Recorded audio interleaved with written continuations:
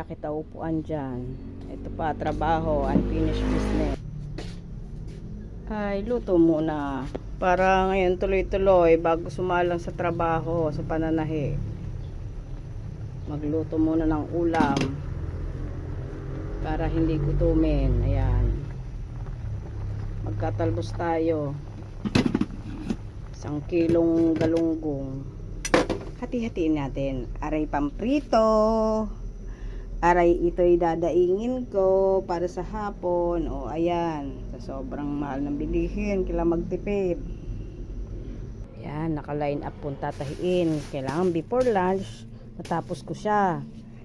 Kukurtina sa karosa. Kasi mahal na araw. Oh, bless us, O Lord.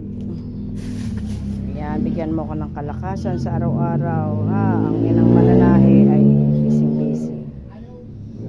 Marami siguro sa atin nakaka-relate. Kung kayang pagsabay-sabayin, pagsasabay-sabayin. Sige, dyan muna kayo. Tuloy ko sinain ko.